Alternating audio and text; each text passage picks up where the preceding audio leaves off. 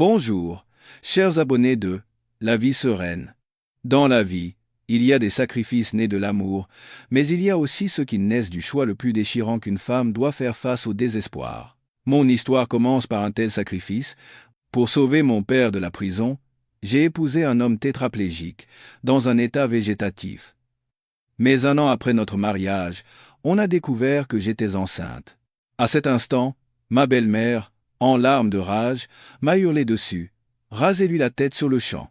Une créature aussi impure qui a souillé l'honneur de la famille de La Roche, on doit la jeter dans la Seine. À ce moment, alors que les membres de ma belle famille se ruaient sur moi, j'ai fermé les yeux. J'ai cru que ma vie était finie. Mais c'est précisément à cet instant que mon mari, que l'on croyait entièrement paralysé, s'est miraculeusement levé de son fauteuil. Remontons le temps, 1 an plus tôt. J'étais Camille Dubois, une étudiante en kinésithérapie de 22 ans. Une jeune femme ordinaire, pleine de rêves et d'un avenir prometteur. Mais une tempête dévastatrice s'est abattue sur ma famille. Mon père, qui avait travaillé honnêtement toute sa vie, a été victime d'une escroquerie par un ami en qui il avait toute confiance. La petite entreprise de BTP qu'il dirigeait a fait faillite du jour au lendemain, et nos dettes ont grimpé jusqu'à 5 millions d'euros. Une somme colossale, inimaginable, que nous ne pourrions jamais rembourser, même en y consacrant toute une vie. Les créanciers venaient chaque jour chez nous, nous harcelaient et nous couvraient d'injures. Mon cœur se brisait en voyant le dos de mon père se courber sous le poids des dettes, et ma mère pleurait en silence. Finalement, lorsque l'avis de saisie de la banque et les plaintes des fournisseurs sont arrivées, mon père a sangloté, le visage dévasté. « Je crois que je vais devoir aller en prison, ma chérie. » C'est alors que notre famille sombrait dans le désespoir qu'une luxueuse berline noire s'est arrêtée devant notre modeste maison de banlieue. Une femme d'une 50aine d'années en est descendue, vêtue de haute couture et parée de diamants éblouissants. C'était Madame Elisabeth de La Roche, la PDG du groupe La Roche, l'un des plus grands conglomérats de luxe du pays. Une personne que je n'avais vue qu'à la télévision. Elle est entrée dans notre humble demeure, a balayé la pièce d'un regard méprisant, puis a fixé ses yeux sur moi. Elle n'a pas fait de longs discours. J'ai entendu parler de votre situation. Sa voix était dénuée de toute émotion. 5 millions d'euros. Pour moi, c'est une bagatelle. Je peux rembourser toutes vos dettes et même vous fournir les fonds pour redémarrer. À une seule condition. Mes parents ont relevé la tête. Dans leurs yeux remplis de désespoir, une faible lueur d'espoir est apparue. Vraiment, madame ? Nous accepterons n'importe quelle condition. Madame de La Roche a bu une gorgée du thé que ma mère lui avait servi d'une main tremblante, puis a reposé la tasse avec un bruit sec. Son regard s'est posé sur moi, comme si elle évaluait une marchandise. « Donnez-moi votre fille en mariage pour mon fils. » Pieyose, je suis resté pétrifié. Mes parents étaient tout aussi stupéfaits. Son fils, Adrien de La Roche. Un nom que toute la France connaissait. L'unique héritier du groupe La Roche, un jeune homme autrefois envié de tous pour sa beauté saisissante et son intelligence de génie. Mais 2 ans plus tôt, un terrible accident de la route lui avait tout ravi. Il avait survécu, mais une lésion de la moelle épinière l'avait laissé entièrement paralysé des 4 membres, incapable de parler, cloué à un fauteuil roulant. Une épave. L'épouser signifiait enterrer ma jeunesse tout entière dans une tombe vivante. Ma mère m'a serré dans ses bras, en sanglotant et a secoué la tête. Non, c'est impossible. Ma fille a tout l'avenir devant elle. Nous ne pouvons pas gâcher sa vie ainsi. Madame de La Roche a eu un ricanement plus glacial qu'un vent d'hiver. L'avenir. Quel avenir peut-elle avoir quand son père est en prison et sa famille ruinée? Je n'ai besoin que d'une épouse légale, quelqu'un pour veiller sur Adrien, pour qu'il ne se sente pas seul. J'ai appris que votre fille étudiait la kinésithérapie. Elle est la candidate idéale. Elle s'est levée et a posé une carte de visite sur la table. Je vous donne 3 jours. Si je n'ai pas de réponse, préparez-vous à nous voir au tribunal.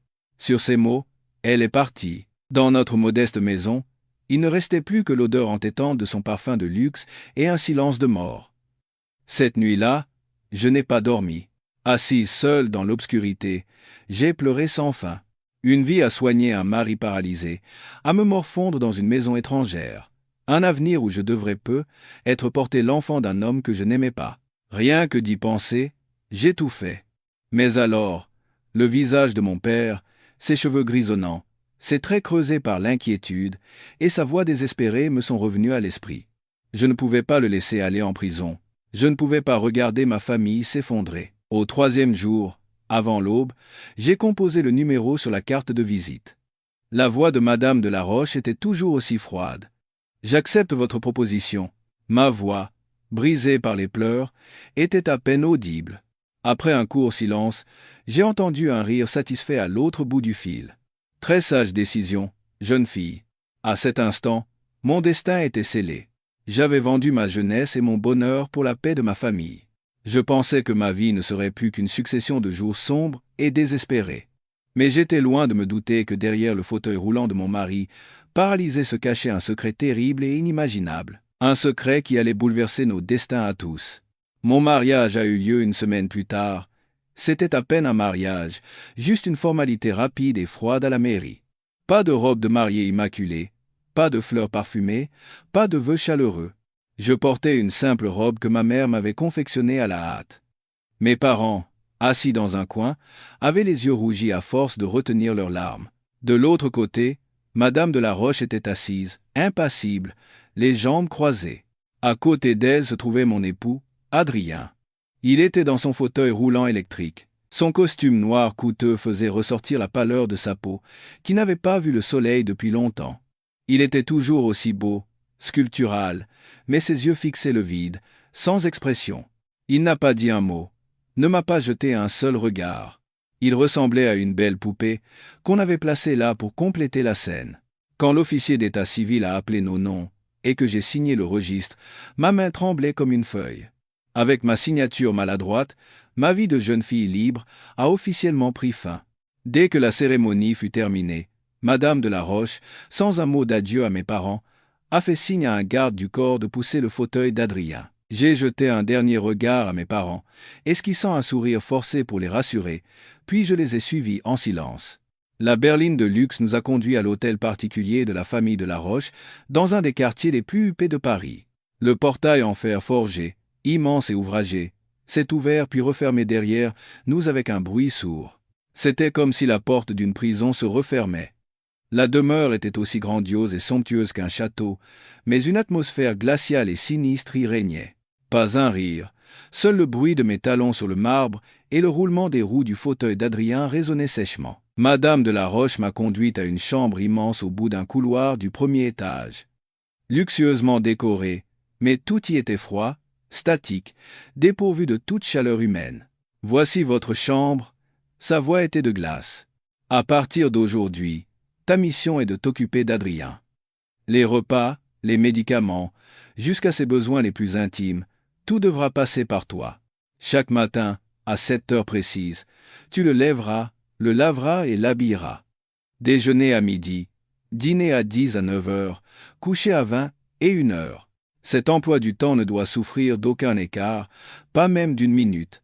Compris ? J'ai baissé la tête et répondu d'une voix faible. Oui, madame, je comprends. Elle m'a toisé de la tête aux pieds, puis a ajouté sur un ton menaçant. Ta place est dans cette chambre, à t'occuper de ton mari. Ne songe même pas à mettre un pied hors de cette maison sans ma permission. Oublie tes amis, oublie ta famille. Tu es maintenant une de la Roche. Tu dois te plier aux règles de cette maison. Si tu désobéis, ne t'en prends qu'à toi-même. Sur ces mots, elle est partie, sans même me laisser la possibilité de poser une question. La porte s'est refermée. J'étais seul avec mon mari en fauteuil roulant. Un silence étouffant m'oppressait. Au milieu de cette chambre somptueuse, je me sentais infiniment petit et seul. J'ai pris une profonde inspiration pour me ressaisir. C'est le chemin que j'ai choisi. Je ne peux pas flancher. Je me suis approché lentement du fauteuil. C'était la première fois que je voyais Adrien d'aussi près. Sa peau avait des reflets bleutés tant elle était pâle, ses lèvres étaient closes. Ses longs cils sombres frémissaient à peine, mais ses yeux restaient fermés, comme s'il ne voulait rien voir de ce monde. Il était immobile comme une statue de cire. Aucune réaction. Il ne m'entendait probablement pas, ou ne voulait pas entendre. J'ai commencé mon travail. J'ai poussé son fauteuil dans la salle de bain et, avec une maladresse due à mon inexpérience mais de toutes mes forces, je l'ai lavé. Son corps était inerte, sans vie, je devais tout faire seul. Une fois terminé, je les recouchai dans le grand lit et les bordai. J'étais épuisé, mon dos trempé de sueur. Je me suis assise par terre et j'ai regardé l'homme allongé dans le lit. Il était mon mari, mais un univers nous séparait. Il était un prince prisonnier de son propre corps, et j'étais une princesse qui s'était vendue pour sauver son père. Alors que j'étais assise là, la nuit est tombée et une gouvernante a apporté le dîner. Une seule portion. Cela signifiait que désormais, je mangerais seul dans cette chambre. J'ai mangé en silence, puis j'ai donné la bouillie à Adrien, cuillère par cuillère, avec soin. Il ne réagissait toujours pas, avalant machinalement. Ma première nuit dans ma belle famille s'est écoulée ainsi. Je n'ai pas pu dormir dans le lit moelleux. Madame de la Roche avait fait installer un petit lit de camp dans un coin de la pièce. Allongé sur ce lit froid, je fixais le plafond incroyablement haut. Des larmes coulaient en silence sur mes joues. Mes parents me manquaient, notre petite maison chaleureuse me manquait. Je ne savais pas si mon choix était le bon ou le mauvais. Je savais seulement que le chemin devant moi serait long et ardu. Alors que j'allais m'endormir, épuisé, j'ai cru entendre un très léger bruit venant du grand lit. J'ai retenu mon souffle et tendu l'oreille. Plus rien. J'avais du mal entendre. Je me suis tourné vers le mur, essayant de chasser ces pensées futiles. Mais juste avant de sombrer dans le sommeil, j'ai eu la nette impression que quelqu'un m'observait dans l'obscurité. Ce n'était pas le regard vide que j'avais vu dans la journée. C'était un regard perçant, lucide, chargé d'une souffrance indicible. Mais quand je me suis retourné en sursaut, il n'y avait que le silence profond et une obscurité d'encre. Je suis si fatigué que j'ai des hallucinations, me suis-je murmuré avant de m'endormir, ignorant totalement que le premier secret de cette maison commençait déjà à se dévoiler sous mes yeux. Par la suite, mes journées se sont enchaînées, monotones et oppressantes.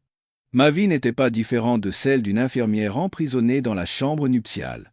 Chaque matin à 7 heures précises, je devais être au chevet d'Adrien pour le laver, le changer et commencer les exercices de rééducation passif pour empêcher l'atrophie de ses muscles.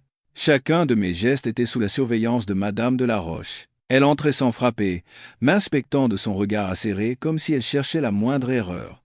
« Tu ne sais même pas qu'il faut utiliser de l'eau tiède pour la toilette ? Trop chaude, elle brûle. Trop froide, il attrape un rhume. Toi qui as étudié la kiné, tu ignores ses bases. Quand tu lui donnes sa bouillie, fais-le plus lentement, avec plus de précaution. On ne nourrit pas un cochon.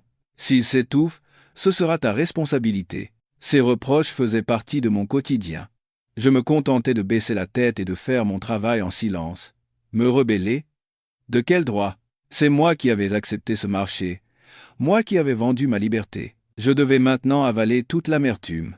Mes repas se prenaient toujours seuls, dans cette grande chambre, à côté de mon mari silencieux.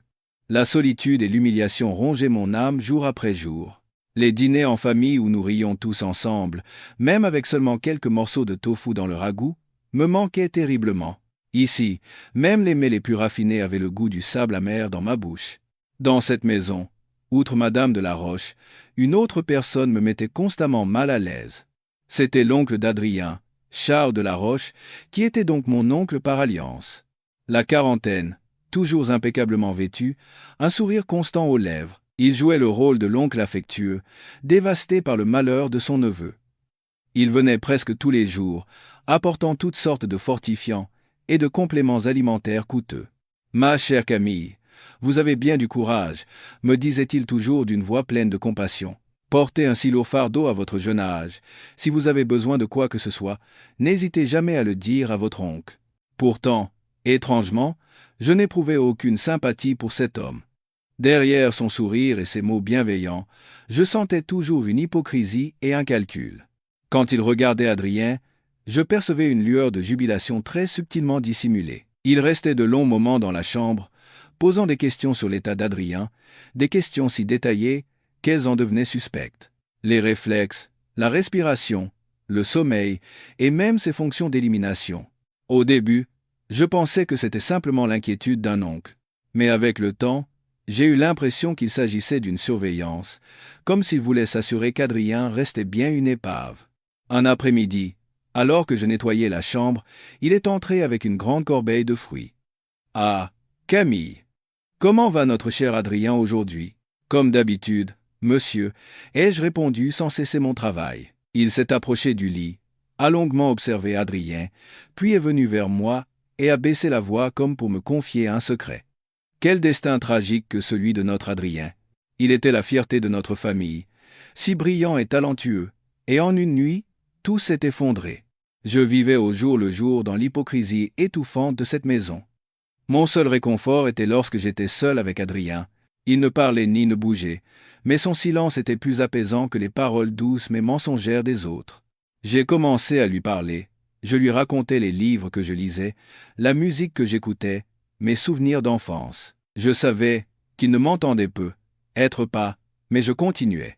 C'était ma seule façon de soulager mon cœur et de sentir que je n'étais pas complètement seul au monde. Adrien, vous savez, aujourd'hui, j'ai lu une histoire très intéressante, lui ai-je murmuré en lui essuyant les mains avec une serviette chaude. C'est l'histoire d'un vieux chêne foudroyé, que tout le monde croyait mort. Mais au printemps suivant, de jeunes pousses vertes ont germé de sa souche calcinée. Les gens disent que tant que les racines sont vivantes, l'espoir demeure. Je disais cela comme pour me réconforter moi-même. J'ignorais totalement que l'homme allongé, les yeux fermés, entendait chacune de mes paroles, et que dans son cœur apparemment sans émotion, une graine d'espoir germait aussi en silence. Cette maison était une immense scène de théâtre. Tout le monde portait un masque et jouait un rôle. Et moi, devenue actrice malgré moi, je sentais peu à peu les premières fissures apparaître sur ces masques parfaits. Le temps a filé, et voilà bientôt 3 mois que j'étais dans cette maison. Je m'étais peu à peu habitué à la routine mécanique des soins d'Adrien, aux reproches de Madame de la Roche et aux visites hypocrites de Charles. J'étais comme un robot programmé pour effectuer des tâches répétitives, sans le droit de me plaindre ou d'être fatigué. Cependant, mes connaissances en kinésithérapie m'empêchaient de ne m'occuper d'Adrien que de manière mécanique. Je savais à quel point les massages, la stimulation des points de pression et les exercices articulaires étaient cruciaux pour un patient immobilisé depuis longtemps, afin de maintenir la circulation sanguine et de prévenir les escarres. Ainsi, chaque soir, une fois les domestiques partis et la maison plongée dans un silence profond, je commençais mon propre traitement silencieux. J'utilisais les techniques de massage et de stimulation que mes professeurs m'avaient enseignées, appliquant une douce pression sur chacun de ses muscles, de ses os. Ce n'était pas seulement par sens du devoir. C'était aussi par une compassion sincère pour cet homme malheureux. Parfois, en le massant, je lui murmurais des anecdotes de mes années d'études ou des histoires sur les nouvelles plantes médicinales que j'apprenais. Je n'attendais pas de réponse. J'espérais seulement que mes paroles apporteraient un peu de chaleur et de vie dans le monde froid où il était enfermé. Ma vie suivait son cours. Jusqu'à cette nuit d'orage, je faisais semblant de dormir, les yeux clos, ma respiration régulière. C'est alors que j'ai entendu un très léger bruit, un grincement, venant du grand lit. Mon cœur s'est arrêté, mon corps s'est figé.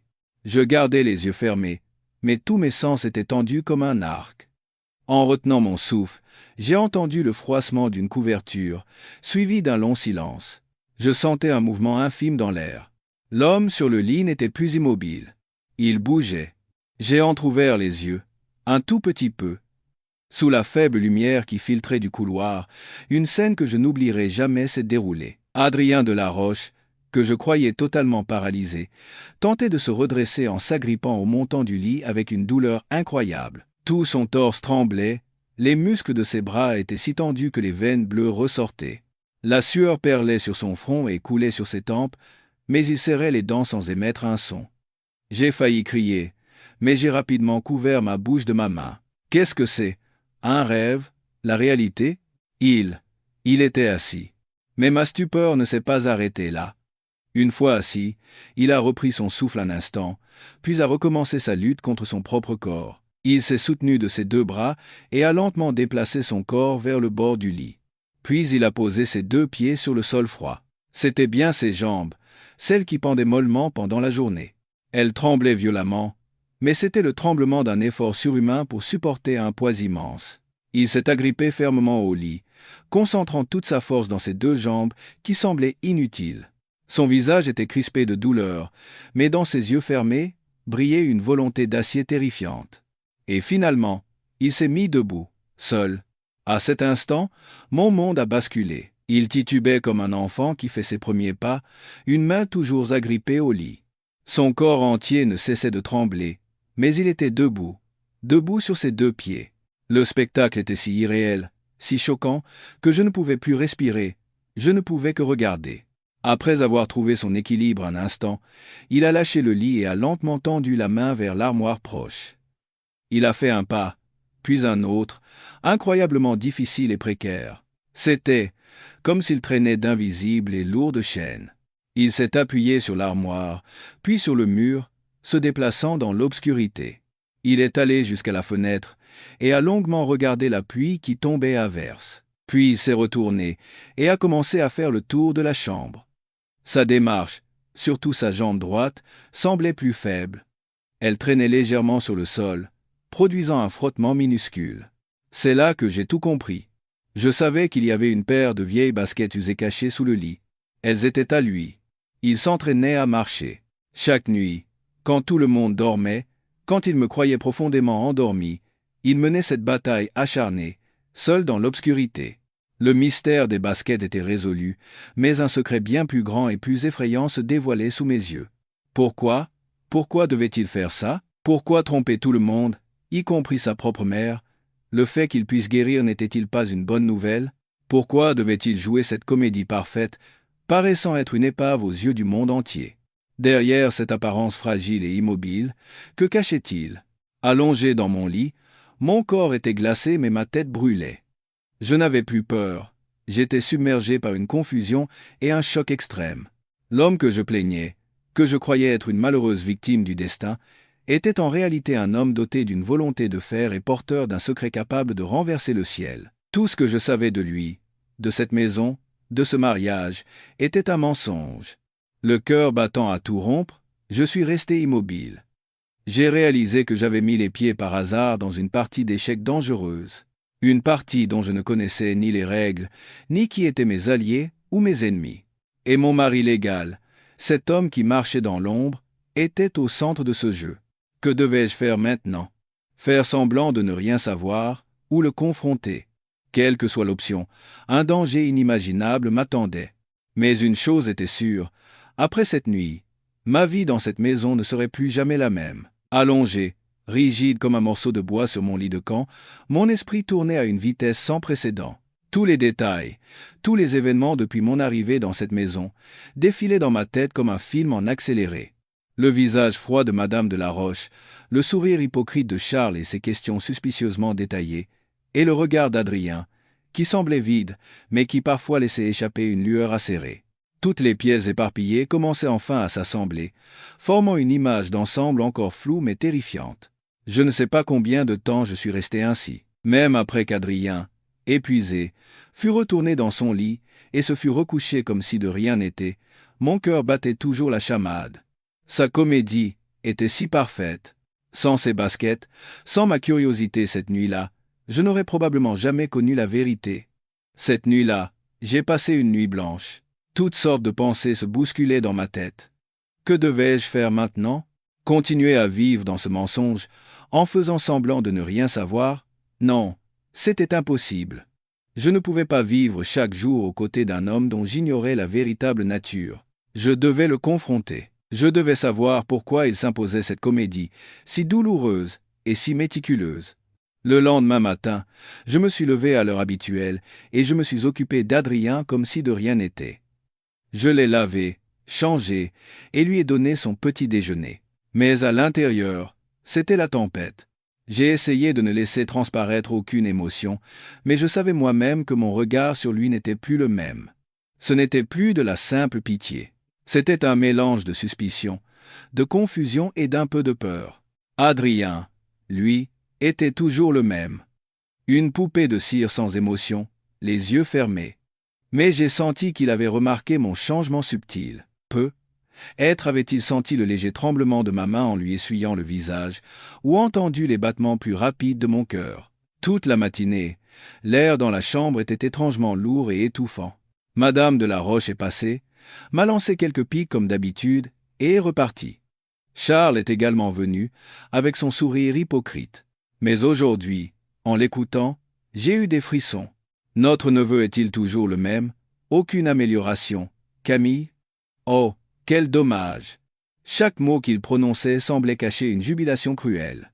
Finalement, Je n'en pouvais plus. Après le déjeuner, une fois que la gouvernante eut emporté la vaisselle, j'ai verrouillé la porte de l'intérieur. C'était un acte sans précédent, et je savais que Madame de la Roche serait furieuse si elle l'apprenait, mais je m'en fichais.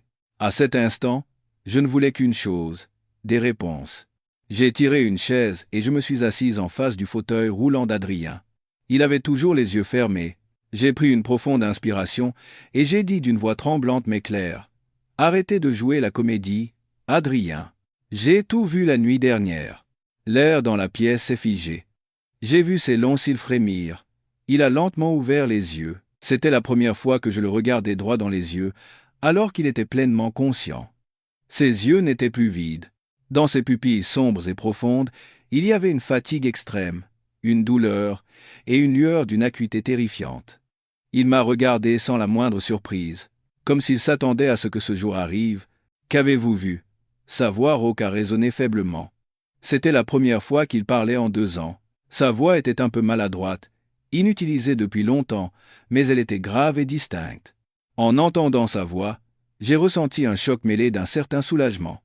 Enfin, il allait admettre. « Je vous ai vu vous lever et marcher dans la chambre. » Ma voix était plus calme. « Les baskets sous le lit, ce sont les vôtres, n'est-ce pas? Pourquoi? Pourquoi faire une chose pareille?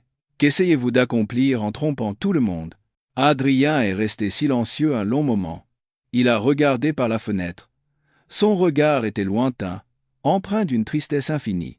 Finalement, il s'est tourné vers moi avec un sourire amer. « Vous trompez?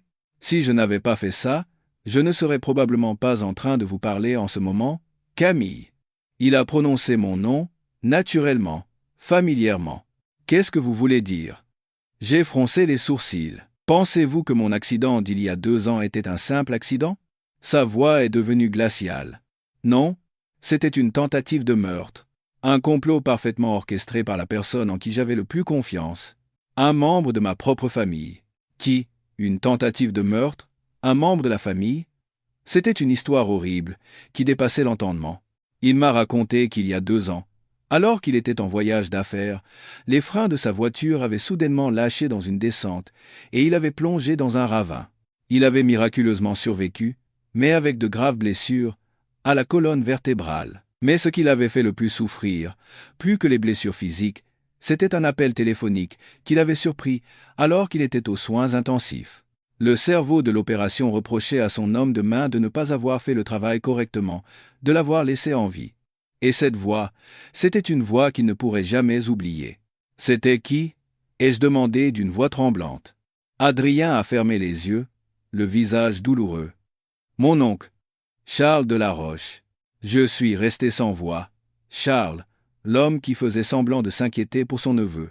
Il voulait s'emparer du groupe La Roche, a poursuivi Adrien d'une voix pleine de colère. « Mon père est mort jeune, et ma mère a dirigé l'entreprise avec difficulté, plaçant tous ses espoirs en moi. Il a pensé qu'en m'éliminant, il lui serait facile de manipuler ma mère et de tout prendre. Cet accident, c'est lui qui a fait saboter les freins de ma voiture. J'étais pétrifié. La vérité était d'une cruauté insoutenable. Après avoir repris conscience, j'ai compris que je ne devais pas le laisser savoir que je savais la vérité. Le seul moyen de me protéger et de trouver des preuves pour le démasquer était de me faire passer pour plus faible que je ne l'étais. J'ai fait semblant d'être bien plus gravement paralysé, d'avoir même perdu la parole.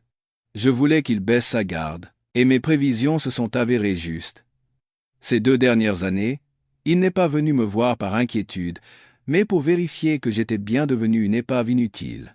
Maintenant, tout s'éclairait. Chaque comportement étrange de Charles avait un but. Comment puis-je vous aider? Les mots m'ont échappé. Peu, être était-ce par pitié, par admiration pour sa volonté, ou peu, être parce qu'au fond de moi, je ne le considérais déjà plus comme un étranger. Adrien m'a regardé avec un mélange de surprise et d'émotion. Il a hésité un instant, puis a dit d'une voix pleine d'espoir: « Voulez-vous vraiment m'aider? Ce sera dangereux. » Je l'ai regardé droit dans les yeux. Un courage que je ne me connaissais pas a surgi en moi. Je suis déjà entré dans cette maison, et je suis devenu votre femme. Il est trop tard pour reculer. Plutôt que de vivre dans la peur, je préfère me battre à vos côtés. De plus, je n'ai pas étudié la médecine pour ignorer quelqu'un qui souffre. Adrien m'a regardé avec des yeux où brillait une lueur chaleureuse. Pour la première fois, un vrai sourire s'est dessiné sur ses lèvres. Un sourire sans amertume, plein de gratitude et de confiance. Merci, Camille. Si vous êtes d'accord, j'ai une chose à vous demander. Vos connaissances en kinésithérapie m'aideront à accélérer ma guérison plus que n'importe quel médicament coûteux. J'ai hoché la tête sans la moindre hésitation. Oui, je vous aiderai. À cet instant, un nouveau contrat a été scellé entre nous. Non plus un marché amer, mais la promesse d'une alliance. Nous allions nous battre ensemble, en silence, pour que la vérité éclate. Et j'ai su. À partir de ce moment, ma vie dans cette maison ne serait plus dénuée de sens. À partir de ce jour, la relation entre Adrien et moi a complètement changé. Le jour, devant les autres, nous continuons à jouer notre rôle de couple étrange, la jeune épouse s'occupant d'un mari paralysé et sans émotion. Mais la nuit, une fois la porte verrouillée, un autre monde s'ouvrait. Notre chambre nuptiale se transformait en salle de physiothérapie secrète, et moi, étudiante en dernière année de kiné, je devenais le médecin personnel de mon mari. Je lui ai consacré toutes mes connaissances. Je savais à quel point il était important de stimuler les méridiens et les points d'acupuncture pour retrouver la fonction motrice après une lésion de la moelle épinière. Ainsi, chaque nuit, je préparais méticuleusement des aiguilles stérilisées. La première fois que j'ai tenu ces fines aiguilles, je n'ai pas pu m'empêcher de trembler. C'était la première fois que je traitais une vraie personne, et cette personne était Adrien. Je ne sais pas si je vais y arriver, ai-je dit en hésitant. Adrien, assis sur le lit, les jambes tendues, m'a regardé avec une confiance totale. Ne vous inquiétez pas, je vous fais confiance. Allez-y. Sa confiance m'a donné du courage. J'ai pris une profonde inspiration, me remémorant un à un les enseignements de mes professeurs, et j'ai soigneusement localisé les points sur ses jambes avant de planter les aiguilles une par une.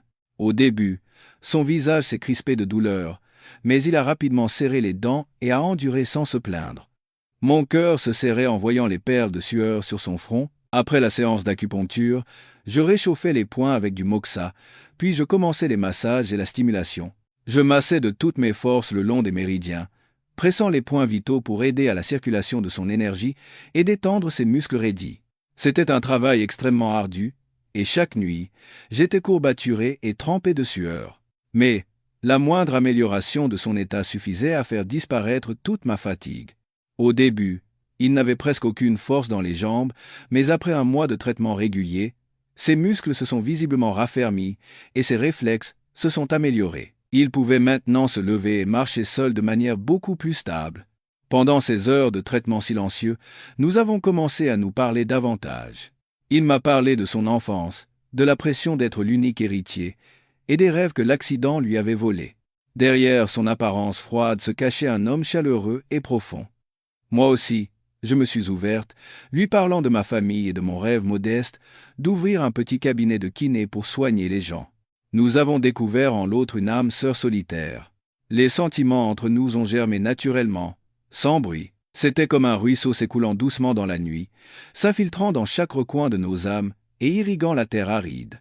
Je ne le traitais plus seulement par sens du devoir. Je m'inquiétais quand son visage se crispait de douleur, et je me réjouissais sincèrement quand il faisait un pas de plus. J'ai commencé à faire attention à ses goûts, demandant secrètement à la gouvernante de lui préparer ses plats préférés. Certaines nuits, après le traitement, je le regardais longuement dormir, épuisé. Sans m'en rendre compte, j'ai levé la main pour écarter doucement une mèche de cheveux de son front. À cet instant, j'ai réalisé que mon cœur battait pour lui. Adrien, de son côté, ne me traitait plus comme la garde-malade qu'il avait achetée. Il me regardait avec des yeux différents, des yeux remplis de respect, d'admiration et d'une tendresse qu'il ignorait lui-même. « Vos mains sont devenues toutes rêches », m'a-t-il dit un jour en attrapant ma main après un massage, d'une voix pleine de pitié. « Vous souffrez beaucoup à cause de moi. Ce n'est rien. J'ai l'habitude maintenant, » ai-je répondu en retirant vivement ma main, le visage rouge. Le contact physique et la communion des âmes pendant le traitement nous ont rapprochés plus que jamais. Le mur entre nous s'est peu à peu effondré. Parfois, alors que j'étais concentré sur un massage, il attrapait soudainement ma main pour y déposer un léger baiser. Chacun de ces petits gestes faisait battre mon cœur. Nous étions comme des amants secrets, obligés de cacher nos sentiments au monde entier. Notre amour était doux, amer et dangereux à la fois. Pendant ce temps, l'enquête secrète d'Adrien progressait. Il avait réussi à placer un mouchard dans le bureau de Charles et, grâce à un ami de confiance à l'extérieur, il rassemblait des preuves de ses détournements de fonds. Tout commençait à se dévoiler. Le masque du vieux renard rusé, Charles, allait bientôt tomber. Mais nous savions que nous devions être extrêmement prudents. C'était un homme diaboliquement rusé et cruel. La moindre erreur pouvait réduire tous nos efforts à néant et même menacer nos vies. Un soir, alors que je lui posais les aiguilles, il a soudainement attrapé ma main et m'a dit d'une voix très sérieuse, « Camille, écoutez-moi. Quand tout sera fini, quand j'aurai révélé sa véritable nature, divorcez et quittez cet endroit. » Je suis resté figé. Pourquoi? Pourquoi dites-vous cela? Cet endroit est trop dangereux, trop compliqué. Il ne vous convient pas. Ses yeux étaient remplis d'inquiétude. Notre mariage était un contrat dès le départ. Je ne veux pas que vous soyez enchaînés à moi pour le reste de votre vie à cause de moi. Je vous donnerai assez d'argent pour vivre confortablement pour toujours. En entendant ces mots, loin d'être heureuse, j'ai eu l'impression qu'on me poignardait le cœur. Sans savoir pourquoi, les larmes ont commencé à couler. Vous pensez donc que je vous aide pour l'argent? Que je reste ici pour être récompensé? Je ne sais pas où j'ai trouvé le courage, je lui ai crié dessus. Pour la première fois, j'ai levé la voix contre lui. Adrien, vous êtes un idiot. Vous ne comprenez rien. Sur ces mots, j'ai quitté la chambre en courant, le laissant seul, abasourdi. Je me suis précipité sur le balcon et, sous un ciel étoilé, j'ai laissé couler mes larmes. Ce n'était pas par tristesse, c'était parce que je venais de réaliser que j'étais tombée amoureuse de cet homme, un amour pur, sans aucun calcul. Mais il ne le comprenait pas, et il essayait de me repousser. Après cette nuit, l'atmosphère entre nous est devenue extrêmement tendue. Nous étions toujours dans la même chambre, mais nous gardions tous les deux le silence. Un silence bien plus lourd et inconfortable que celui de notre première rencontre, puis vint cette nuit d'orage, à la fin du mois, où le vent soufflait en rafales et les éclairs zébraient le ciel. À chaque éclair, toute la maison était momentanément plongée dans le noir. J'ai toujours eu peur de l'orage, et à chaque coup de tonnerre qui semblait déchirer le ciel, je sursautais involontairement, me blottissant sur mon lit de camp froid. Vers minuit, un éclair assourdissant a éclaté juste au-dessus du toit. Toute l'électricité de la maison s'est coupée, et une obscurité d'encre a tout englouti. J'ai poussé un cri, et me suis rapidement caché sous la couverture. « Camille ?» La voix d'Adrien a retenti dans le noir. Une voix grave, pleine d'inquiétude. Quelques secondes plus tard, la faible lueur de la lampe torche de son téléphone s'est allumée. Il s'était levé et s'approchait lentement de moi. Il est arrivé à côté de mon lit et a posé un genou à terre. « N'ayez pas peur, je suis là. » En voyant son visage et son regard inquiet, toutes mes barrières et ma rancœur se sont instantanément évanouies. Sans savoir pourquoi, les larmes ont recommencé à couler.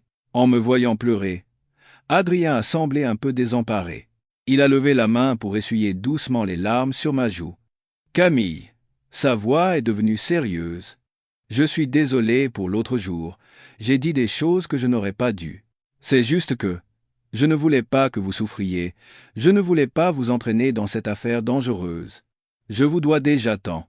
Je n'ai pas besoin de votre récompense. » L'ai-je interrompu en sanglotant. Je vous ai aidé de mon plein gré. Un autre coup de tonnerre a retenti. J'ai sursauté par réflexe, et il m'a instinctivement prise dans ses bras. D'accord, d'accord. Je ne dirai plus de telles choses. N'ayez pas peur. Je me suis blotti contre sa poitrine solide et chaude. Nous sommes restés ainsi dans l'obscurité, en silence, écoutant les battements de nos cœurs. Camille, a-t-il appelé doucement après un long moment. Quand tout sera fini, promettez-moi de ne pas me quitter. Mon cœur a fait un bond. J'ai relevé la tête. Je n'irai nulle part, ai-je dit fermement.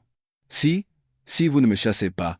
Un sourire radieux s'est dessiné sur les lèvres d'Adrien. Il s'est penché et a déposé un tendre baiser sur mon front. Jamais. Puis il s'est rapproché et a cherché mes lèvres. D'abord hésitant, le baiser est rapidement devenu profond et passionné. Un baiser qui contenait toutes les émotions que nous avions refoulées ces derniers mois. Il m'a soulevé délicatement et m'a déposé doucement sur son grand lit. Dehors, l'orage faisait toujours rage, mais dans cette chambre, Il n'y avait plus que le souffle chaud et les battements des cœurs de deux êtres qui avaient trouvé leur seul réconfort l'un en l'autre.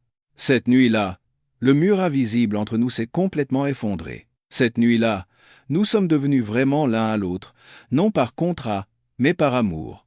Un mois après cette nuit fatidique, des changements étranges ont commencé à se produire dans mon corps. J'étais facilement fatigué, et j'avais des nausées matinales. Une pensée m'a traversé l'esprit, me remplissant à la fois de peur et d'espoir. J'ai secrètement acheté un test de grossesse. En voyant les 2 lignes clairement affichées, je me suis assise par terre dans la salle de bain, incapable de bouger pendant un long moment. Mes mains tremblaient. J'étais enceinte. J'attendais l'enfant d'Adrien. Ce soir-là, j'ai annoncé la nouvelle à Adrien. Il a semblé tout aussi choqué que moi. Il m'a serré dans ses bras et a posé sa grande main tremblante sur mon ventre. Nous allons avoir un enfant, Camille ?» Sa voix tremblait d'émotion. J'ai hoché la tête et les larmes que j'avais retenues ont finalement coulé. « Ne pleurez pas, » a-t-il dit, en essuyant mes larmes. « C'est le plus beau cadeau que le ciel pouvait nous faire. Ne vous inquiétez de rien. Je vous protégerai tous les deux, je vous le promets. » Son regard déterminé a raffermi mon cœur. Nous avons décidé de garder ce secret pour le moment. Mais comme on dit, la vérité finit toujours par éclater. L'enfant dans mon ventre grandissait de jour en jour, et les nausées devenaient de plus en plus fortes. Nous ne pouvions pas le cacher éternellement. Et ce qui devait arriver arriva. Après avoir appris ma grossesse, mes journées étaient un mélange de bonheur et d'anxiété. Adrien prenait grand soin de moi. Il m'interdisait de faire le moindre effort et, tout en continuant assidûment ses exercices de rééducation nocturne, il était devenu beaucoup plus prudent. Il a secrètement demandé à un ami de lui acheter une pile de livres sur la grossesse et les nourrissons, et chaque soir, il me les lisait à voix haute. L'existence de cette petite vie a insufflé une nouvelle vitalité et un nouvel espoir dans nos vies sombres. C'est devenu le moteur qui a renforcé notre détermination à mettre fin à cette bataille rapidement. Mais je ne pouvais pas cacher les changements de mon corps. Les nausées matinales ont commencé. La simple odeur de nourriture grasse me donnait la nausée. J'ai perdu du poids et mon teint est devenu pâle. Ces changements n'ont pas échappé à l'œil perçant de Madame de la Roche. Au début, elle m'a reproché ma paresse. « Regarde-toi, tu es toute défaite à t'occuper d'un seul malade. On dirait une princesse de porcelaine. » Je prenais sur moi en silence, mais les vomissements devenaient de plus en plus fréquents. Un matin, alors que je donnais la bouillie à Adrien, je n'ai pas pu me retenir et j'ai couru aux toilettes. Quand je suis revenu, Madame de la Roche se tenait au milieu de la chambre, me regardant d'un air suspicieux. Charles venait juste d'arriver aussi. « Que se passe-t-il, Camille ? Tu n'as pas l'air bien, » a-t-il dit, affichant toujours sa fausse inquiétude. Mais Madame de la Roche, qui en avait vu d'autres, ne s'est pas laissée berner. Son regard a parcouru mon corps de la tête aux pieds et s'est arrêté sur mon ventre encore plat. Une lueur froide et acérée a brillé dans ses yeux. Et le jour fatidique est arrivé. En nettoyant la chambre, une gouvernante a découvert le test de grossesse à 2 lignes que j'avais négligemment caché dans un tiroir. Elle l'a immédiatement apporté à Madame de la Roche. À cet instant, un tremblement de terre a secoué la maison de la Roche. J'étais dans la chambre, en train de lire un livre à Adrien, quand Madame de la Roche a fait irruption. Derrière, elle se trouvait Charles et quelques autres membres de la famille. Le visage de Madame de la Roche n'était plus froid. Il était déformé par une fureur extrême. Elle s'est approchée de moi et a jeté le test de grossesse sur la table. « Qu'est-ce que c'est que ça ? Explique-toi. » Sa voix était stridente. J'ai sursauté. Mon visage est devenu blanc. J'ai immédiatement compris que mon secret était découvert. J'ai regardé Adrien. Il était toujours assis dans son fauteuil roulant, le visage impassible, mais ses mains agrippaient si fort les accoudoirs que ses veines ressortaient. Comme je restais silencieuse, Madame de la Roche est devenue encore plus furieuse. Elle m'a pointé du doigt. « Comment oses-tu être enceinte ? Mon fils est cloué au lit depuis 2 ans, incapable de bouger un doigt. De qui est cet enfant ? Dis-le. Qui est ce salaud ? » Chaque mot qu'elle prononçait était comme un coup de marteau sur ma tête. Elle m'avait déjà condamné pour adultère, pour avoir sali l'honneur de la famille. Charles s'est approché pour soutenir Madame de la Roche, qui vacillait de rage. « Belle-sœur, calmez-vous. Il faut d'abord écouter les explications de Camille. Adrien est si malade. Camille est encore jeune, elle a pu se sentir seule et faire une erreur. Il parlait d'une voix compatissante, comme s'il prenait ma défense, mais ses paroles étaient plus cruelles qu'une insulte. Il tenait pour acquis que j'avais commis l'adultère. Une erreur, a crié Madame de la Roche, en riant comme une folle. Ce n'est pas une erreur, c'est une insulte à toute cette famille. Elle a ramené une graine impure dans cette maison. Je vais la tuer. De mes propres mains, je vais tuer cette femme infâme. Elle s'est jetée sur moi comme une bête affamée. J'ai reculé, terrifié. Adrien, dans son fauteuil, a tendu la main pour essayer de l'arrêter, mais il était trop faible. C'est alors que Charles a retenu Madame de la Roche. « Belle sœur, ne vous emportez pas, cette affaire doit être réglée discrètement. » Puis s'est tourné vers moi, le regard glacial. « Camille, sois honnête. De qui est cet enfant? Si tu dis la vérité, ta belle-sœur, par égard pour le passé, te laissera une porte de sortie. » Sa menace à peine voilée m'a glacé le sang. J'ai regardé les visages autour de moi, les membres de la famille, qui, auparavant, me souriaient et me complimentaient, me regardaient maintenant avec mépris et dégoût. « Je n'ai rien fait de tel, » ai-je dit d'une voix tremblante, les larmes aux yeux. Cet enfant est celui d'Adrien. » Dès que j'ai prononcé ces mots, un silence de mort est tombé sur la pièce, bientôt suivi d'un éclat de rire général. « D'Adrien » a dit Charles en riant plus fort que les autres. « Camille, quelle blague! Adrien ne peut même pas subvenir à ses besoins sans aide. Comment pourrait-il avoir un enfant? Tu nous prends tous pour des imbéciles ?» Désespéré, j'ai secoué la tête. Non, c'est la vérité, mais personne ne me croyait. Il m'avait déjà jugé coupable. Adrien, dans son fauteuil, serrait les dents, le visage blême de colère et d'impuissance. Il voulait se lever et crier la vérité, mais il savait que ce n'était pas encore le moment. Il ne pouvait que regarder, en silence, la femme qu'il aimait se faire humilier. La véritable tempête venait de commencer. J'ai été enfermé dans ma chambre. J'étais traité comme une prisonnière, coupé de tout contact avec l'extérieur. Mais plus que l'emprisonnement physique, c'était la torture mentale qui me faisait le plus souffrir. Il me pressait d'avouer ma faute. Mais je ne pouvais pas craquer. Pour moi, pour Adrien, et pour le petit être dans mon ventre, je devais être forte. Je devais tenir bon jusqu'au jour où la justice serait rendue. Les jours qui suivirent furent un véritable enfer sur terre. J'étais confiné dans ma chambre, toutes les portes verrouillées de l'extérieur. 3 fois par jour, une vieille gouvernante m'apportait un plateau repas. Elle me regardait avec un mélange de pitié et de mépris, posait le plateau et repartait en hâte, comme si elle craignait d'attraper une maladie. Adrien avait également été séparé de moi. Madame de la Roche l'avait fait déplacer dans une autre chambre, disant qu'elle ne voulait pas qu'il s'abîme les yeux à voir une telle souillure. J'étais complètement isolé. Pas de téléphone, aucun moyen de contacter l'extérieur. Je ne pouvais même pas informer mes parents de ma situation. L'inquiétude pour eux et le sentiment d'impuissance me rongeaient. Mais le plus terrible n'était pas l'enfermement physique, c'étaient les interrogatoires quotidiens. Chaque après-midi, Madame de la Roche, Charles et quelques aînés de la famille entraient dans ma chambre.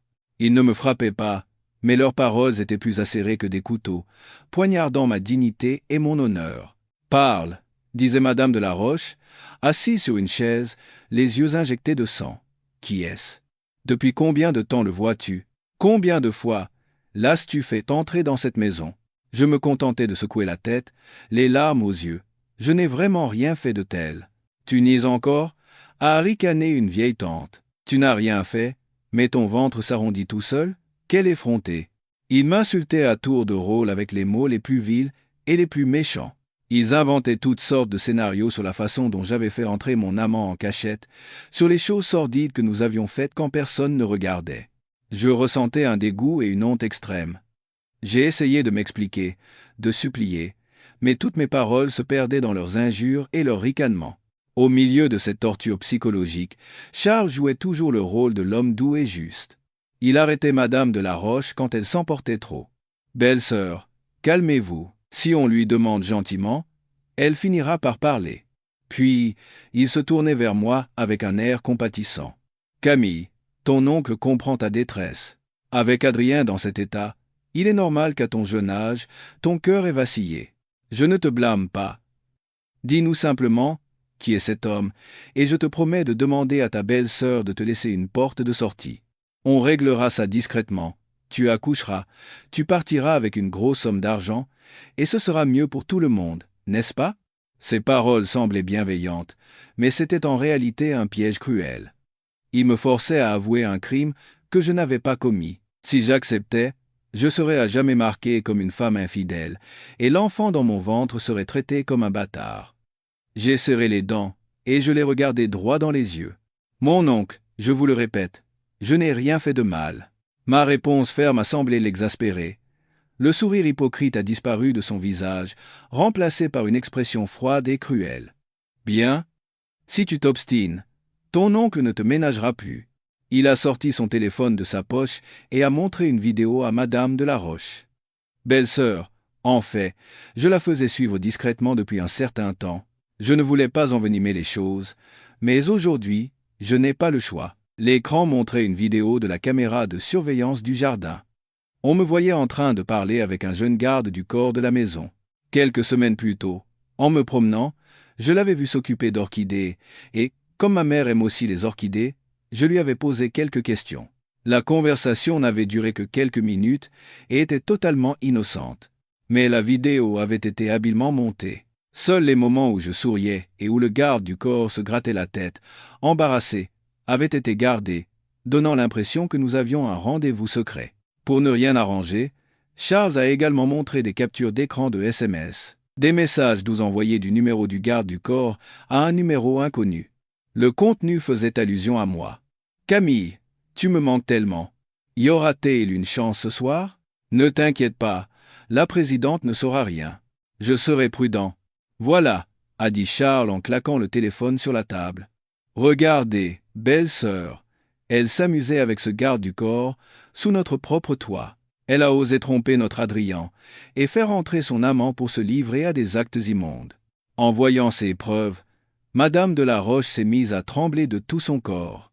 Elle ne criait plus, elle était assise, le visage blême, abasourdi. Elle m'a regardé avec des yeux qui voulaient me dévorer et a murmuré « Mon Dieu, c'est un signe que notre famille est maudite. Quel péché avons-nous commis pour faire entrer une telle démone dans notre maison ?» J'étais anéanti. Je n'arrivais pas à y croire. C'était une calomnie pure et simple. Je ne connaissais même pas le numéro de téléphone de ce garde du corps. Notre conversation était fortuite. Tout était un piège. Le metteur en scène de toute cette mascarade était Charles. Il avait soudoyé le garde du corps et fabriqué de fausses preuves pour me conduire à ma perte. « Non » ai-je crié, désespéré. « Tout est faux. Je suis innocente, je n'ai pas fait ça. » Mais mes paroles n'avaient plus aucun poids. Face à des preuves aussi évidentes, toutes mes explications étaient vaines. 2 jours plus tard, le conseil de famille que je redoutais a eu lieu. Pas dans un tribunal solennel, mais dans le salon de cette même maison. Mais l'atmosphère était plus lourde et plus étouffante que dans n'importe quel tribunal. Tous les membres de la famille de la Roche étaient réunis, des aînés aux plus jeunes. Assis, sur des canapés coûteux, ils gardaient un silence froid et grave. Ils n'étaient pas venus pour écouter, ils étaient venus pour juger et assister à une exécution publique.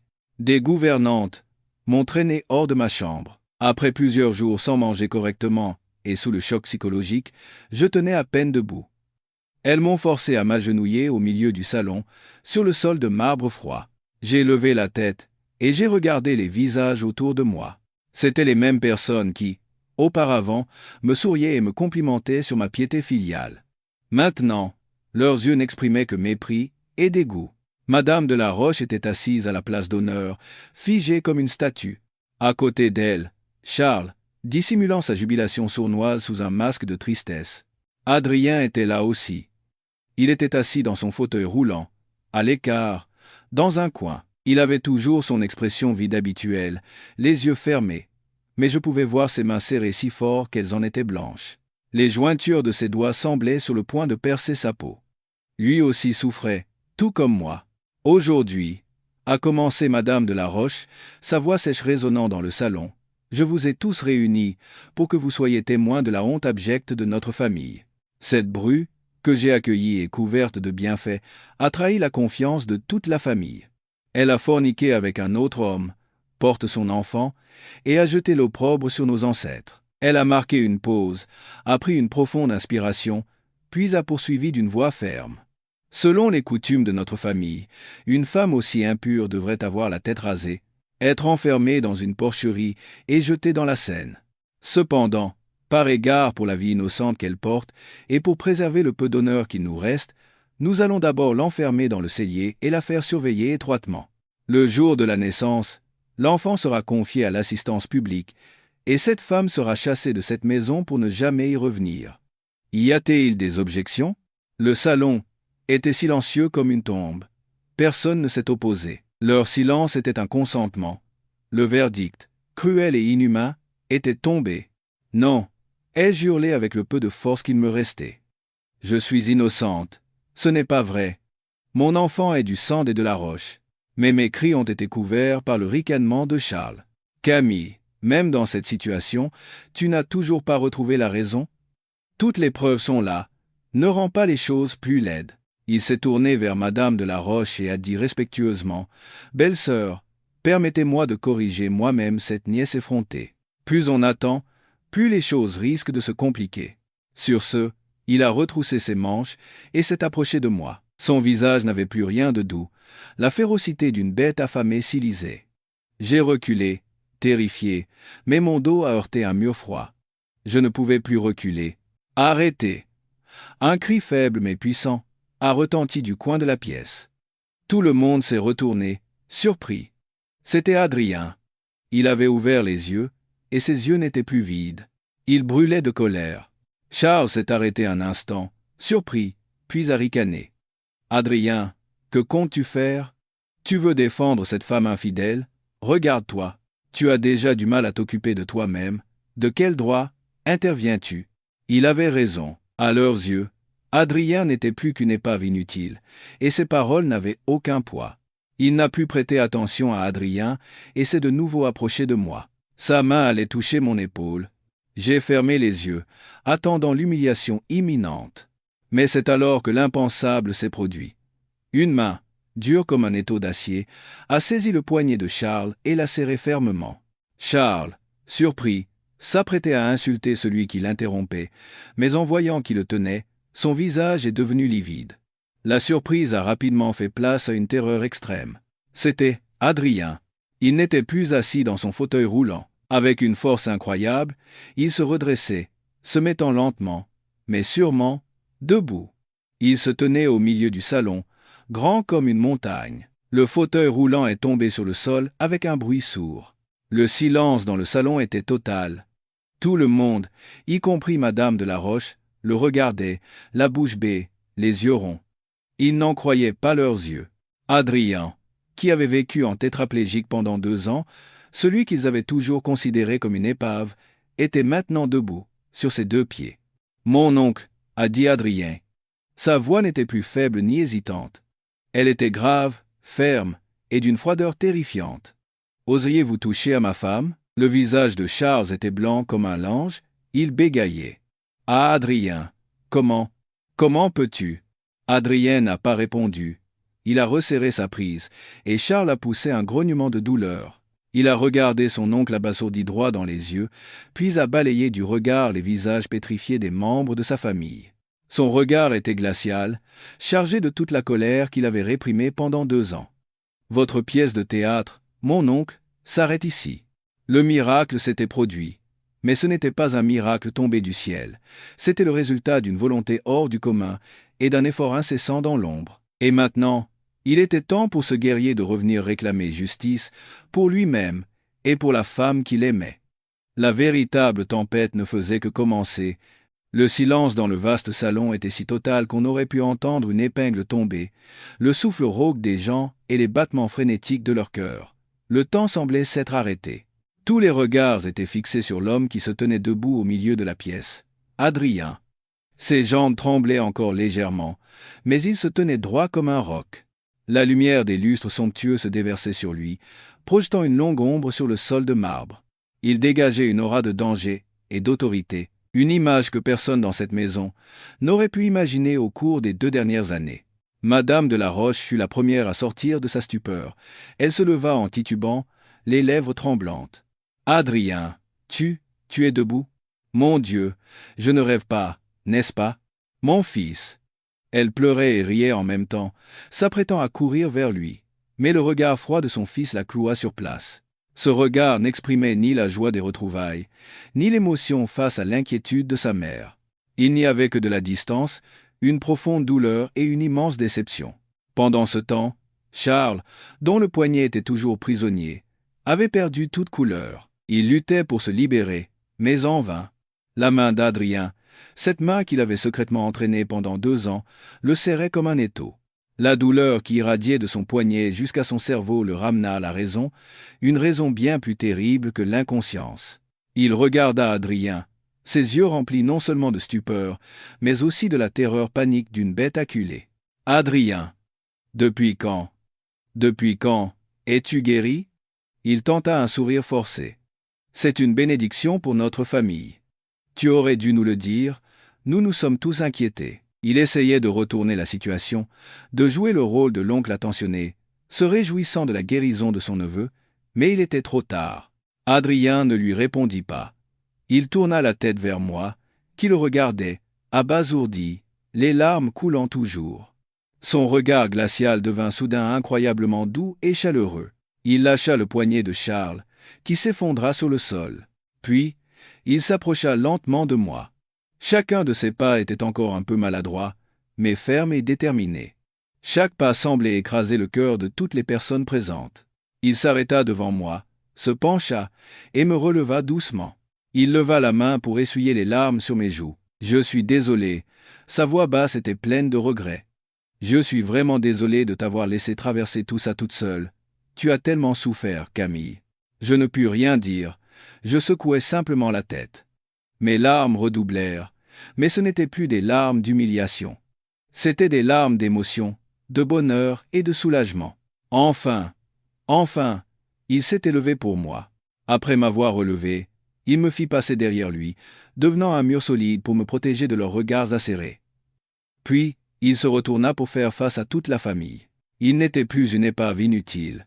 Il était le véritable maître de cette maison, l'unique héritier du groupe Laroche. La prestance, l'assurance et l'autorité d'un roi lui étaient revenues, plus fortes encore qu'auparavant. « Vous semblez tous très surpris, » commença-t-il. Sa voix n'était pas forte, mais elle résonnait avec fermeté et puissance dans tout le salon. « Surpris qu'une épave comme moi se relève? Ou surpris que la comédie, que vous jouiez tous, doive maintenant prendre fin ?» Personne n'osa ouvrir la bouche. Il restait là, figé, à le regarder. Il posa un regard complexe sur sa mère, Madame de Laroche. « Mère, je vois que vous êtes heureuse que je me sois relevé. Mais vous êtes-vous demandé ne serait-ce qu'une fois pourquoi j'ai dû cacher ce fait? Pourquoi, pendant 2 ans, j'ai dû vivre comme un légume, même pour ma propre mère? » Madame de Laroche secoua la tête en pleurant. « Je ne savais pas. C'est parce que... » La voix d'Adrien devint glaciale. « Si je ne l'avais pas fait, mère, vous auriez perdu ce fils pour toujours. Parce que dans cette maison, il y a des gens plus effrayants que la faucheuse elle-même. Des gens qui souhaitent ma mort chaque jour. » En disant cela, son regard se tourna vers Charles, qui se relevait péniblement du sol. « N'est-ce pas, mon cher oncle ?» Charles sursauta et agita les mains. « Adrien, que racontes-tu? Ton oncle s'est toujours inquiété pour toi. »« Inquiété ?» ricana Adrien. « Vous vous inquiétiez pour moi? Ou vous vous inquiétiez de savoir pourquoi je n'étais pas encore mort? Vous vous inquiétiez de savoir pourquoi votre plan parfait avait mal tourné, n'est-ce pas? Tu dis n'importe quoi, » cria Charles, essayant de masquer la peur dans sa voix. « Belle-sœur, écoutez-le. Il vient à peine de guérir, il n'a pas toute sa tête. Ne l'écoutez pas. » Il tenta de rallier Madame de Laroche à sa cause, mais elle aussi, sortie du choc initial, commençait à réaliser que quelque chose n'allait pas. Elle regardait alternativement son frère et son fils, l'air confus. Adrien ne discuta plus avec lui. Il secoua simplement la tête, sans cacher sa déception. « Mon oncle, vous n'avez pas changé d'un iota. Toujours aussi hypocrite, toujours aussi bon acteur. Mais, mon oncle, toute pièce a une fin. Et aujourd'hui, c'est moi qui vais baisser le rideau, pour que toutes les personnes ici présentes puissent voir votre vrai visage. Le visage d'un démon sous le masque d'un membre de la famille. » Il fit signe à son fidèle assistant, qui se tenait discrètement dans un coin de la pièce. Monsieur Martin, montrez-leur quelque chose d'intéressant. L'assistant hocha la tête et brancha une clé USB sur le grand téléviseur du salon. L'écran s'alluma, affichant un fichier. La tension dans la pièce était à son comble. Tout le monde retenait son souffle, pressentant que la terrible vérité allait bientôt éclater. La véritable tempête, celle qui allait balayer tous les mensonges et la tromperie de cette famille, ne faisait que commencer. Le miracle n'avait pas apporté le salut, il avait apporté le jugement. La lumière, émanant du grand écran de télévision, illuminait les visages tendus dans le salon. Tous les regards y étaient rivés. Charles, le visage livide, sentait ses jambes flageoler. Il pressentait le désastre imminent. Il voulut se précipiter pour l'arrêter, mais 2 gardes du corps lui barraient déjà le chemin. « Regardez bien, tous !» La voix d'Adrien résonna, froide et péremptoire. « Voici ce que mon cher oncle a fait, dans notre dos. » Les premières images à l'écran étaient des relevés de comptes bancaires et des contrats de sociétés écrans. L'assistant, M. Martin, commença à expliquer d'une voix claire. « Madame la Présidente, et vous tous ici présents, voici les preuves des détournements de fonds opérés par M. Charles de la Roche ces 2 dernières années. Profitant de la maladie du jeune maître Adrien et de votre chagrin, il a, en collusion avec le directeur financier, créé des projets fictifs et signé de faux contrats pour siphonner les fonds de l'entreprise. Le montant du détournement est estimé à environ 50 millions d'euros. » Des exclamations de stupeur fusèrent dans le salon. 50 millions. Une somme inimaginable. Madame de la Roche dut s'agripper à une chaise pour ne pas tomber. Elle regarda son frère avec des yeux douloureux, incrédule. « Charles, est-ce que tout cela est vrai ? » ?»« Non, c'est une fabrication. Il a falsifié les preuves pour me piéger. » »« Belle-sœur, ne le croyez pas. » Adrien ricana. « Une fabrication ? Ne soyez pas si pressé, mon oncle. Le clou du spectacle ne fait que commencer. » Il fit signe à M. Martin. L'écran passa à une vidéo filmée en caméra cachée dans le bureau de Charles. On le voyait en conversation avec un homme inconnu. Pourquoi y a-t-il eu un tel raté ? La voix furieuse de Charles retentit. Je t'ai payé une fortune, et tu n'es même pas capable de faire disparaître ce gamin pour de bon ? Il est toujours en vie. L'autre homme répondit. Calmez-vous, patron. On ne savait pas qu'il avait la vie si dure. Survivre à une telle chute. Mais ne vous inquiétez pas. Le médecin a dit que même s'il vit, il sera une épave tétraplégique. Il devra rester alité toute sa vie. C'est comme s'il était mort, non ? Charles eut un rire cruel. Oui, laissez-le vivre comme un bon à rien. Ce sera plus douloureux que la mort. Ça me soulagera. Continuez de le surveiller. Au moindre signe de guérison, rapportez-le-moi immédiatement. Je ferai en sorte qu'il ne puisse plus jamais relever la tête. Quand la vidéo se termina, un silence de mort s'abattit sur le salon. Un silence plus effrayant qu'un cri. La vérité était si flagrante qu'elle ne pouvait plus être niée. Le cerveau de l'accident, celui qui avait tenté de tuer son propre neveu, était cet homme qui avait toujours fait semblant d'être bienveillant et moral. Madame de la Roche s'effondra sur le sol en sanglotant. Un cri de désespoir et de douleur. Elle pleurait pour son fils malheureux, elle pleurait pour sa propre bêtise. Pendant 2 ans, elle avait aveuglément fait confiance à ce frère, lui avait donné le pouvoir, lui avait confié son fils. Elle avait confié le poisson au chat, elle avait laissé un loup déguisé en agneau près de son fils, sans jamais rien soupçonner. « Toi, tu es un monstre !» cria-t-elle en pointant Charles du doigt. « Pourquoi ? Pourquoi as-tu fait ça à notre Adrien ? À ton propre neveu ?» Charles, ne pouvant plus se défendre, laissa tomber son masque. Il se redressa, arborant une expression cruelle et démente. « Propre neveu, et alors ?» ricana-t-il. « Sans lui, tout le groupe La Roche m'appartenait. Pourquoi mon frère aîné avait-il droit à tout, et moi à des miettes ? Pourquoi ce gamin devait-il tout hériter, et moi le servir ? J'ai trouvé ça injuste. Je devais reprendre ce qui me revenait de droit. Espèce de démon, hurla Madame de la Roche. Mais Adrien n'en avait pas fini. Il me regarda avec des yeux pleins de regret. Et ma femme, Camille, a failli être une autre victime de son complot. Il fit de nouveaux signes à M. Martin. Un fichier audio fut lancé. Cette fois, c'étaient les voix de Charles et du garde du corps. Très bien joué, entendit-on la voix de Charles. Continue de faire semblant de t'intéresser à elle. Je créerai des occasions pour que vous soyez seuls. Tu n'as qu'à faire en sorte que les gens croient qu'il y a quelque chose entre vous. Si elle tombe enceinte, on pourra la chasser sous prétexte d'adultère. Alors, il n'y aura plus personne aux côtés d'Adrien, plus d'héritier. Mon plan sera parfait. La voix tremblante du garde du corps suivit. Monsieur le directeur, n'est-ce pas un peu lâche? Madame est une bonne personne. Bonne, ricana Charles. Dans ce monde, les idiots meurent. Fais ce que je te dis. Quand ce sera fini, je te donnerai de quoi vivre pour le restant de tes jours. Sinon, tu sais ce qui t'attend. Tout était révélé. La tentative de meurtre, le détournement de fonds, et la calomnie et la machination contre moi. Tout avait été orchestré par un seul homme, Charles de la Roche. Il n'était pas seulement cruel, il était diaboliquement rusé et calculateur. Mon oncle, dit Adrien d'une voix glaciale, vous aviez tout calculé méticuleusement, sauf une chose. Vous avez sous-estimé l'amour d'une épouse et la volonté de survie d'un homme que vous croyez mort. Votre pièce de théâtre est terminée. Tout connaît. À ce moment précis, la grande porte de la maison s'ouvrit et des policiers en uniforme firent irruption. Adrien les avait déjà prévenus avant la réunion de famille. Il voulait que ce démon soit arrêté sur les lieux, devant tout le monde. En voyant la police, Charles, le visage livide, tenta de s'enfuir, mais il était trop tard. 2 policiers le maîtrisèrent rapidement et lui passèrent les menottes. Charles de la Roche, nous vous arrêtons pour tentative de meurtre, escroquerie en bande organisée, abus de confiance et diffamation. Veuillez nous suivre. Il ne résista plus, regardant Adrien avec des yeux injectés de sang et de haine. Adrien, tu as gagné, mais ne te réjouis pas trop vite.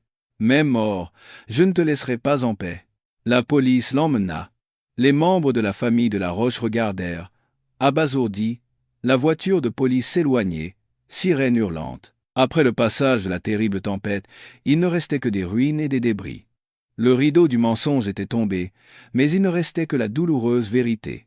La justice était rendue, mais les blessures dans le cœur de chacun ne guériraient peu, jamais. Alors que la voiture de police emportant, Charles s'éloignait au son des sirènes, l'air dans le salon restait chargé d'un silence effrayant. Plus de paroles de jugement, plus de regards méprisants. À la place, tous les visages affichaient un mélange de confusion, de culpabilité et de honte. Les parents qui, quelques minutes auparavant, s'étaient rangés du côté de Madame de la Roche pour m'accuser et me condamner, baissaient maintenant tous la tête, incapables de regarder Adrien en face. Ils réalisaient qu'ils n'avaient été que des marionnettes entre les mains d'un scélérat, qu'ils avaient failli participer à un crime horrible, et ils frissonnaient de leur propre bêtise. Mais la personne la plus effondrée, la plus anéantie, était Madame de la Roche. Elle était toujours assise sur le sol froid, les épaules frêles secouées de sanglots, recroquevillée sur elle-même. Elle ne pleurait plus à chaudes larmes, mais des larmes silencieuses coulaient sans fin sur son visage creusé par la douleur.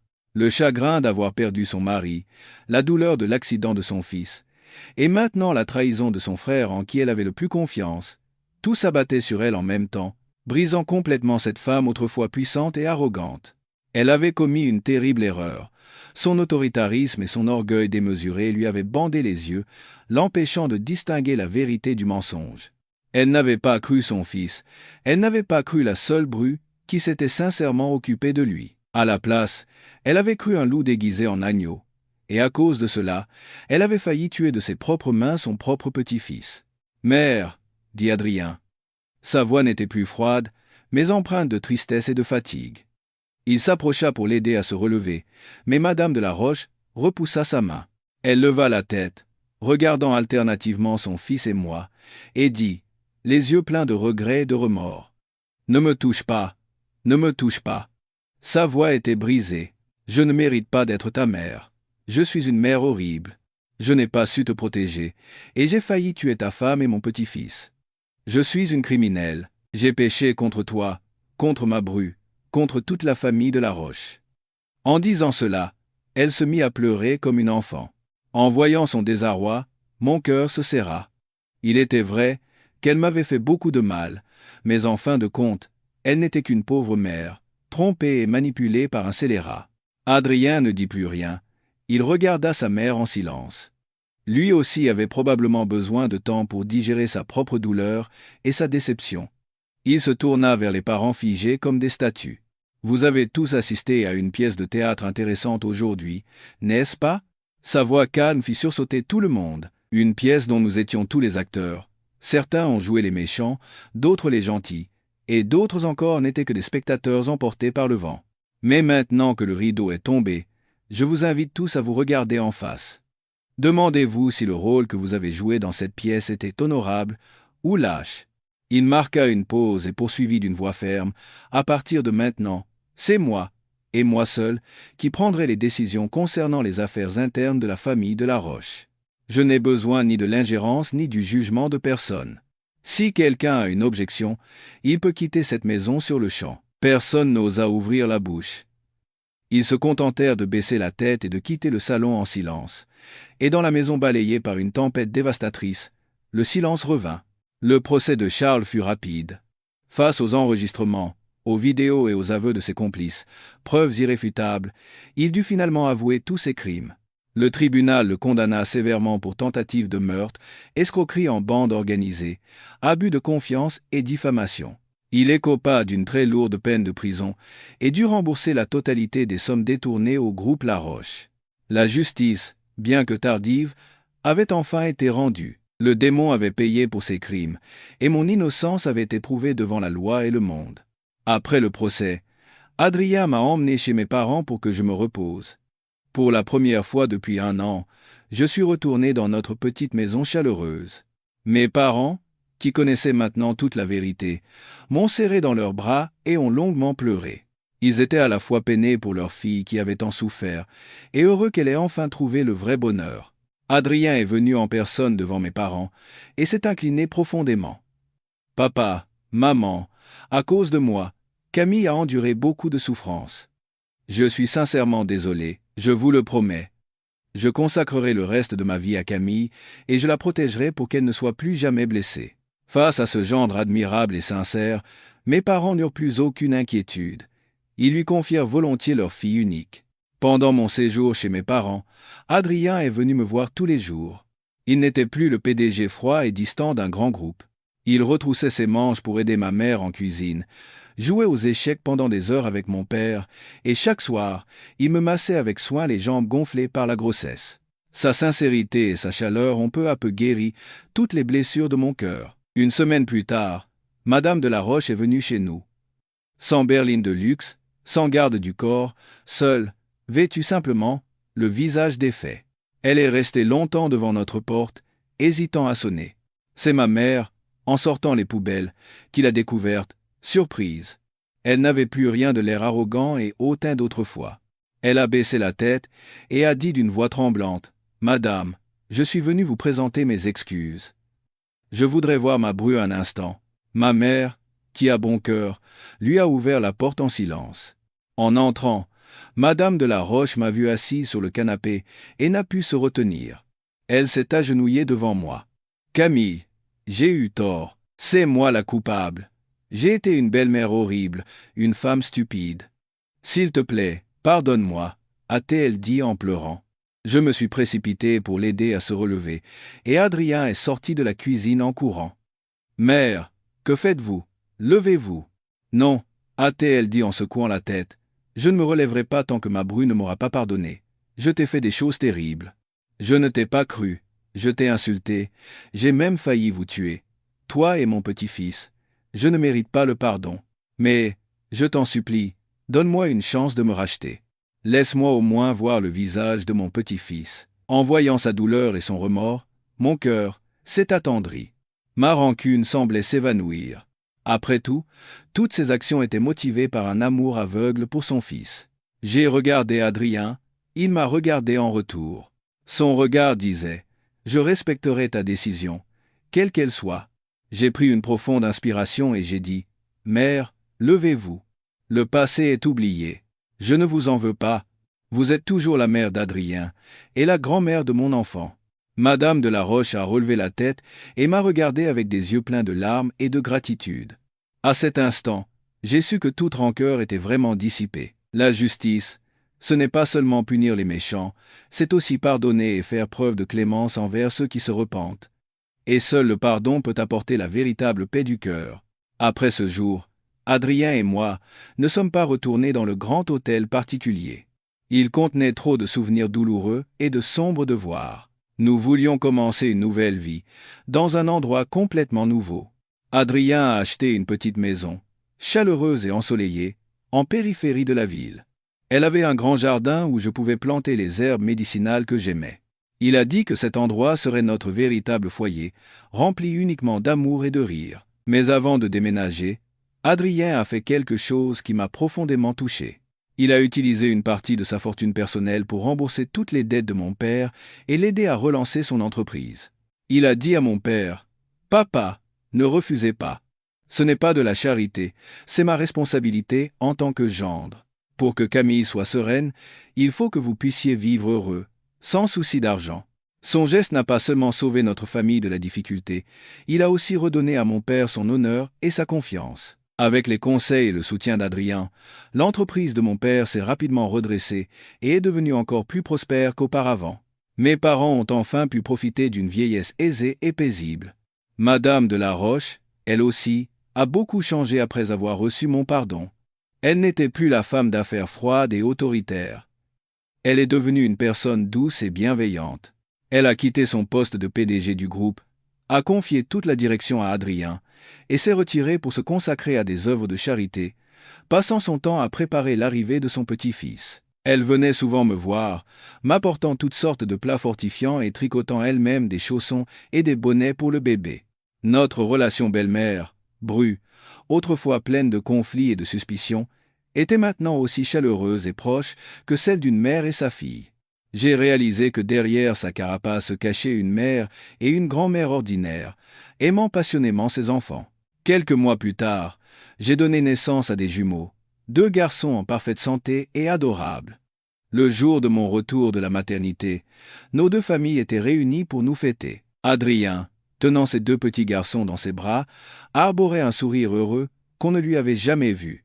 Il m'a embrassé sur le front et a murmuré « Merci, Camille.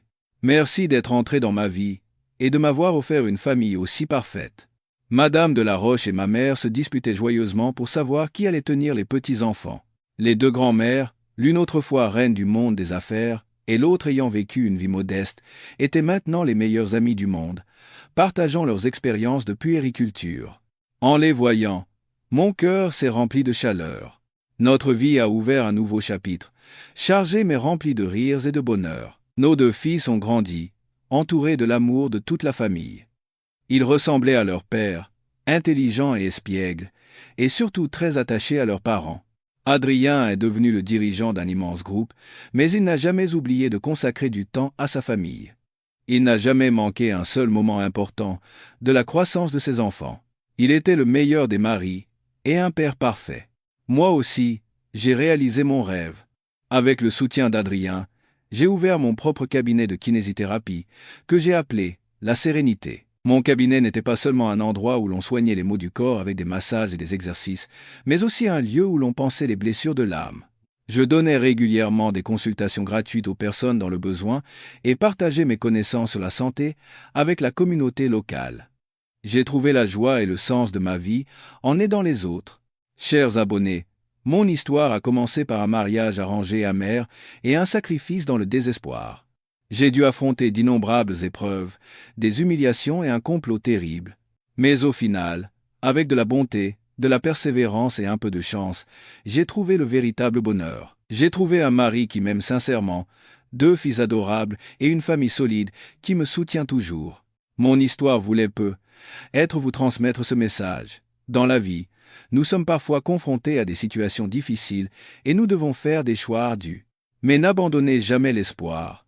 Ne perdez jamais votre bon cœur et votre foi en l'humanité, car après la pluie vient le beau temps, et après une longue nuit sombre, l'aube finit toujours par se lever. Le bonheur, parfois, germe dans les endroits les plus douloureux et les plus désespérés. Chers abonnés, c'est ainsi que se termine le voyage mouvementé mais heureux de Camille et Adrien. En écoutant leur histoire, chacun de nous a probablement ressenti des émotions et des pensées différentes. Certains se sont réjouis de la punition du méchant, d'autres ont été émus par l'amour né de l'adversité. Mais ce qui restera peut être le plus profondément gravé en nous, Au-delà des rebondissements passionnants, ce sont les leçons profondes sur la vie, la nature humaine et la force extraordinaire qui se cache derrière la fragilité. L'histoire de Camille nous donne une leçon poignante sur le sacrifice. Elle a échangé sa jeunesse et son avenir pour sauver son père. Un sacrifice né d'une piété filiale extrême. Cet acte est certes noble, mais sa vie chez les de la Roche nous montre une autre vérité. Le sacrifice n'a de sens que lorsqu'il est respecté à sa juste valeur. Lorsque votre sacrifice devient l'objet d'une transaction et que votre bonté est exploitée, ce n'est plus une vertu, mais de l'autodestruction. Cela nous rappelle à quel point il est précieux d'aimer sa famille et d'être filial, mais aussi de ne jamais laisser les autres tenir notre bonté pour acquise. Nous devons apprendre à protéger notre propre valeur et nos limites. Ce n'est qu'en nous respectant nous-mêmes que les autres pourront nous respecter. Mais la leçon la plus grande et la plus inspirante vient sans doute du personnage d'Adrien. Il est la preuve vivante de la grandeur de la volonté et de la force mentale humaine. Trahi par sa famille la plus proche, contraint de vivre comme une épave, confronté à la solitude et à de sombres complots, il ne s'est jamais effondré.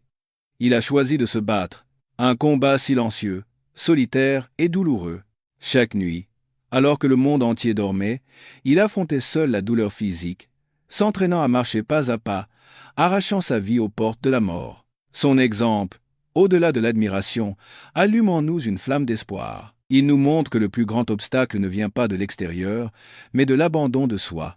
Peu importe à quel point la vie vous malmène, même si vous avez tout perdu, tant que vous ne perdez pas votre volonté et votre foi, il vous reste une chance de vous relever et de recommencer.